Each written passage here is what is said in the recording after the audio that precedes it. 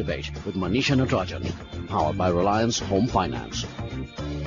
Hello everyone and welcome to the Realty Debate.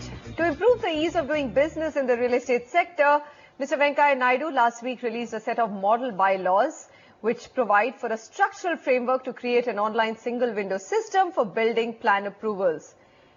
These also empower urban local bodies to grant permits within 30 days, and this is clearly music to the ears of the developers who were a worried lot after the passing of the regulator bill by both houses of the parliament. For them, the bill did nothing to ease the approval processes or hold the urban local authorities accountable for delays in building permits. Let's today decode the new bylaws with our guest and find out how much is it really going to ease the life of developers. Om Ahuja, CEO, Residential Brigade Group, joins us from the Bangalore studio. We also have with us Vineet Relia, Managing Director, SARE Homes in the Delhi studio. Anshuman Magazine, CMD, South Asia, CBRE, joins us. And Sameer Jasuja, Founder and MD of Prop Equity. Before I start the discussion, let me tell you what the big two problems were from an industry point of view. Long and tedious approval process. The current regime of granting approvals is not only time-consuming, but is also replete with corruption at every level. This is what the industry has been saying for the longest time. Each project, now look at the number, has to get 60 to 70 clearances, which can take anywhere from, if you're lucky, 3 months, which you aren't in most cases, up to 18 months, and sometimes developers say even more. The second big problem, delays in environmental clearances.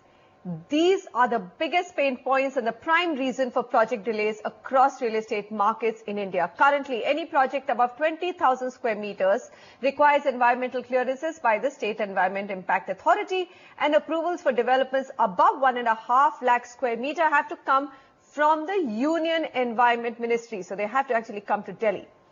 Now, let's take a look at 5 ways in which the model building bylaws propose to make the lives of developers easy. First and foremost, new bylaws have fixed a time limit of 30 days to issue all building permissions by urban local bodies, and we will address them as ULBs from here on. It has proposed complete elimination of human interaction by giving an online building plan approval process or providing for it. Developers will now have to submit one common application form. Information for all approving agencies will be generated from it and forwarded automatically. So, along with one application, the developer also has to now submit one single payment. ULBs will then transfer payments to all different departments or concerned departments. Number 4, under the new set of bylaws, the builders will not need a separate environmental clearance. Also, monitoring and enforcement of environmental safeguards will be done at local body level during and post-construction. And finally, number 5, requirements of completion certificates have been substantially reduced and simplified. This was again a place where delays were rampant. Okay, let me start with Anshuman Magazine. Anshuman, what do you think? I mean, I saw a whole set of developers extremely excited about it, but now there seems to be some pessimism creeping in as well. So what do you make of these new bylaws? See, first of all, these are just suggestions. Now the states have to adopt it. So that way, I think is a fantastic step. At least the central government has taken a step forward to say, look, these are the guidelines that they really mean to reduce and really mean, that there should be reduction in all this approval period for developers. And now really the developers and other community will have to take it up at the state level to push them to adopt these suggestions, and there will be flexibility. The key is that that there will be some accountability of the government, because I think somewhere it says that there has to be a time period before by which the local urban bodies have to come back and approve. Second is online. That's again a big step if that happens. And third is there is a risk rating, which they're saying, okay, they will have 3 categories of risk rating on projects. So, which is really what is the size of the project, or some of the smaller projects where the risk is relatively lower, then they should not still be categorized. They should not take as much time as a large project for getting approvals. So I think it's very positive, but again, it's just a suggestion. Nothing has really happened on the ground yet. If the states really adopt this, and of course, there could be some modifications along with it where, they can even improve it further. And what our research had studied, that if we really take these suggestions overall from pre-approval and during the project and post-approval, if we take all the approvals together with these suggestions, it will take 51 days approximately for getting approvals, which is much lower than 6 to 12 months what it takes today. 51 days, that's really a fabulous number, Om Ahuja, isn't it? How are you taking the model bylaws? Last time they were introduced in 2004, and actually 22 states did adopt them. So do you see a lot of resistance that states will not adopt them? How are you viewing it? Well, at this point of time, we are very optimistic at this, looking at the bylaws, looking at the fine print there, but we still feel there are a lot of loopholes which need to be plugged. Every city has its own challenges. In Bangalore, for example, you have a lot more to see in terms of how HAL, the Hindustan Aeronautics Limited, has an airport, you have an Airport Authority of India, many other aspects. How are they looped into an urban local body? How does coordination will happen? Many other challenges with regard to fire department.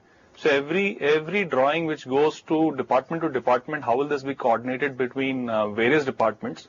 I think those are the aspects we need to look at in terms of ground level reality. The fire inspection happens before the plan approval, fire inspection happens after the plan approval, fire inspection happens before the completion, after the OC. So many other things which happen in each other city, and how those will be bundled into a single window clearance, or maybe post completion, how will this be cleared? And that's where the delays happen. Fair enough. So a lot of things which you will have to take care of state-wise. Vineet, what's your own summary of it? I mean, we get it that urban local bodies right now don't talk to each other. So that's going to be, according to me, the biggest challenge. How are you viewing it? So I think, this is more of a wish list which the minister has announced, and truly the industry is very excited. It's been our wish list for long. But I think the biggest challenge is going to be in terms of how do you really implement it? And do the urban bodies plus all the other bodies which are, involved in the approval, do they have the wherewithal to really execute it within the period which is defined here? I think that's going to be the biggest key, because currently we see it's about, approvals is about files moving across different offices, and, you have teams which are regularly chasing them. Now, how that really pans out, and are the urban bodies really geared up to take this up? Because it's going to put a lot of stress on them. So I think the biggest challenge will be to get a buying in from the urban bodies that they have to do it in this method. Okay, so state level buy-in, I think, is critical. But Sameer, then that's also critical for RERA to be effective. I think the biggest concern when the real estate regulator came was, and the bill was passed by both houses of parliament, was that it's a very one-sided bill and really nothing's being done to take care of the approval process. But now you have model bylaws, just like you have RERA, which is again a framework, and both need to be implemented at the state level. So at least there's now an even playing field between the developers and the consumer interests, isn't it? No, I completely agree with you. I think this current government is taking very proactive steps in creating transparency both for the consumer and for the developer. Fantastic steps being taken. Where I feel that RERA would be an easier thing to implement, I think the single window clearance with respect to building approvals, with respect to timelines of 30 days, I think is almost impossible. I've been a part of an approval process when I was working with the developer, and there are so many technicalities involved with respect to land and with respect to building bylaws and with respect to fire clearances and many such approvals. It is almost impossible to be able to do that in 30 days. I have some suggestions that I can offer, which may be workable, but I just don't think 30 days is going to be a reality under any circumstances. Anshuman Magazine, do you believe that the 30 days is impossible? It's sort of an utopian kind of a deadline, because the technicalities involved in all these permits or just evaluating a construction plan are far more detailed? I feel it is no doubt a very ambitious and a very tough target to meet, but it's not impossible. The reason for that is that that there has to be capacity building. I think one of the big challenges we, not in real estate, otherwise face in the country is that there is the capacity building at the government level has to be done. So local urban municipal bodies, authorities, do they have enough people? Do they have enough people who are trained? And if that capacity building is done, if everything is, the proper process is being done, there is more online kind of approvals done, it is possible to do it in 30 days. It's very difficult. I agree with Samir. As of now, where we sit, it seems impossible. But if we were to build capacity, train on the government side, put proper processes in place, and there is a streamlining done, it can be made possible. Although yes, it is tough. But there is definitely a challenge, which we talk about all the challenges, but we don't talk about on the government level itself. Capacity building is a big challenge, and along with all this, the government should really, especially the state level government, would need to enhance and train their team, enhance the numbers, and build that capacity. So if we are, and especially if we have to invest or build so much infrastructure in the country, government side capacity building is a big challenge which needs to be addressed. But that holds for actually anything and everything in India. Even for RERA to get implemented and well, there has to be capacity building, and you have to have trained manpower who are actually able to evaluate all of those things. Samir, what are your suggestions? How can it be made into a 30-day process? Nisha, the point that you made, RERA is a scalable model, right? First of all, it gets enacted mostly once the buildings are almost completed or the structure is up and so on and so forth. No, that's right? not true. You need all your permissions even before the building Fair can enough, start. fair right? enough. But I'm talking about with respect to the consumers. When do the consumers really go for redressal? RERA is supposed to be a consumer-oriented bill. When will a consumer go to court or to RERA? Is when he is not getting his flat on time and so on and so forth. Right? Or he's not getting his penalties. Okay. With respect to this, the biggest challenges are that suppose, I know of so many cases in Noida, for example, land has been sold by the government and they don't own the land only. Now, if you're applying for building permissions, there are certain squatters sitting on the land. How are the various departments going to be able to demarcate the land to be able to give you the building permissions? But Samir, that would be a few cases. I will come. No, there are a lot of cases like that because everything has to start from the land level. And the suggestions that I was giving was that in our country, there is this concept called let the buyer beware. Right?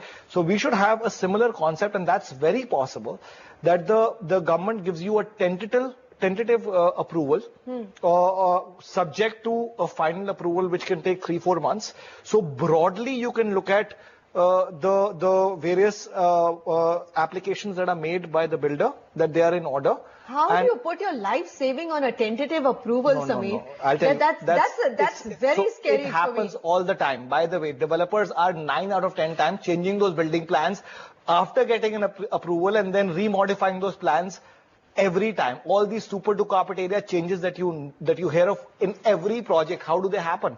Building laws, the building those will not happen. Who knows about that right now? Okay. It is still. So suggestion is yes, that if you have to do it in 30 days, you have to theoretically look at the applications made and say they're mostly in order, and then give a temporary permit, seeing that most of the stuff is in order, subject to there is more deliberation that is to be done on, say, a fire permit or what's happening on the ground. So you make exceptions and give an approval. Exactly. And with respect to that, then the developer also knows that if he's trying to pull a fast one on the government, he will be penalized, and they could be... I think that's always been, the developers also, Vineet, have said that, give us the approval, and if we haven't met anything in good faith, then you can penalize us, but don't hold up our approvals. Do you think that's a doable process? So I think, the issue here is in India, we don't have an inline inspection. The inspection happens only on completion.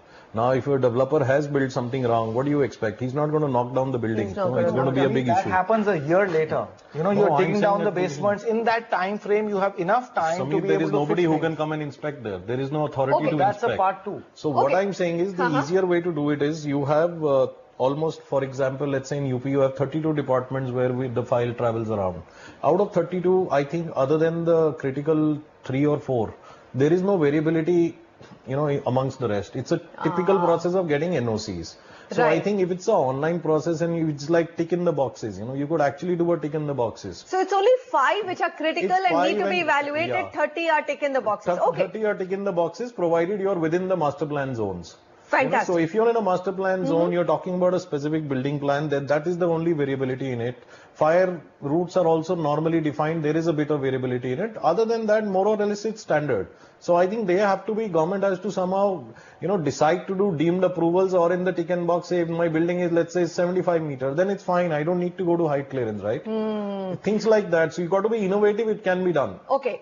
My big question is why it can't be done is what happens to all the graft money? I mean, if you're going to make everything online, Mauja, what happens to the earning capacity of all these urban local bodies and everyone who has the power of saying or holding NOC? So that, according to me, is going to be the biggest challenge, isn't it?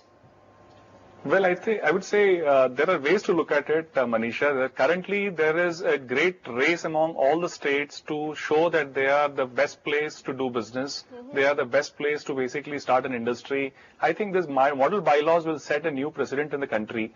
And I could say that I was with the Minister of Urban Development in Telangana. I could see that the statement coming out saying that we will be offering single window clearance very shortly, and great initiatives coming out of Telangana. There will be soon a race among all the states and all the cities to compete and see that how this processes can be simplified.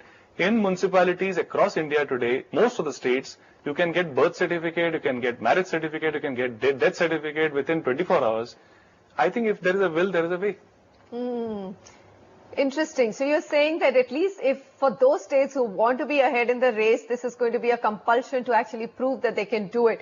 But what I've heard is, and I may be wrong, Anshuman Magazine, developers tell me that despite the fact that BJP's agenda has been no corruption, and from the top there has actually been a lot of cleaning up which has happened, but at the urban local bodies or at that level, corruption has not eased up even one bit. But that is the reason why we need these steps. And like Om was saying, in other industries, it has been shown that as you remove the human intervention by going online, corruption has come down. And we are seeing this. I mean, he gave some examples, and I wanted to get a driving license made, and I was really, or renewed actually. I was able to do it in 15 minutes. I went there, nobody ever asked me for any money, and and it happened. And for me, it was really shocking. So things are improving. No doubt in India we are very cynical, and we don't expect things to improve because the way it has been in the past. There's no doubt, and we are not to be blamed for that. But I think as going forward, things will have to improve, and they are improving. There's no choice. As we turn more, reduce the human intervention, as there is so much awareness, I think the corruption, of course, we can't wish away corruption. Corruption is there, it's big, but we are seeing it slowly reducing. And it is good, like you said, is coming from top, going down. It will take some time for that corruption to go out of the lower levels of the government, but eventually it has to happen. Okay. Now, this may take some time, but at least the process has started. I think what you've said is that you remove the human intervention, and that itself will make the process much, much more corruption-free. Good example. Remove the human intervention in these kind of applications. You have to physically go through those applications. So there are a lot of, we've already discussed that there are many which are almost tick boxes, and then even for the next tick boxes, the application has to be viewed by somebody. It can't be automated. It just cannot be automated. But at least the person cannot face the developer who's meeting or the person who's, and that itself should, when you can't, who are you going to ask for? I mean, online you can't say, hey, you pay me so much and then I will give you an approval. There will be a single window bribe collection center right there, that when you make your application for the 32 departments, please submit the money here. Okay, I don't think so. I'm hoping number. not. I'm hoping not. We have seen cleaning up at many levels, the passport office, the license office, transport license office. Vineet Relia, are you hopeful that things will change? Achhe din are here at least for the real estate sector, both for consumer and the buyer. It's a start from the center, from the housing ministry, and it should percolate down to the states. No, I think definitely it's a good start, and this will, it will happen. It's a matter of time, and a factor of political will of the state governments as to how fast they want to implement it. There are models where it can happen really, even in an online situation. You have these random online checks like RERA in Dubai does it. They do it very nicely, where even your every concrete slab you cast, the inspector comes and checks in the morning. You don't even know who's going to come in, and it's a complete online process. So I think it will happen. Once this happens, I think next step will be to get into a inline inspection so that the quality of construction is also ensured while it's being built. I think that's a very critical piece that you pointed out to Vineet earlier, that there's no point in just giving approvals. You have to have an inspection system as well, because a home and a house is literally somebody's life savings. Well, gentlemen, thank you so much to all of you for being here. Model bylaws 2004 was the last time they were introduced. We've got them again after many, many years, a decade plus. In fact, 12 years later, you've got another set of model bylaws which have taken into consideration the frustration of the developers in doing business. We can only hope both for ERA and for these model bylaws that at state level, because after all, housing and land are both state subjects, these are adopted by states in their race to be ahead, in their race to showcase themselves as great places to do business. And I think if states start competing to implement that, we are home. After the break, we move on to the other exciting watch-out subject in Indian real estate, which is closely linked to the revival of office and commercial real estate, that's REITs, Real Estate Investment Trust. How soon will REITs become a reality, and when can we expect the first REIT listing in the country? We'll keep asking this question, and right now the answer comes after the break. The Realty Debate, powered by Reliance Home Finance, making India self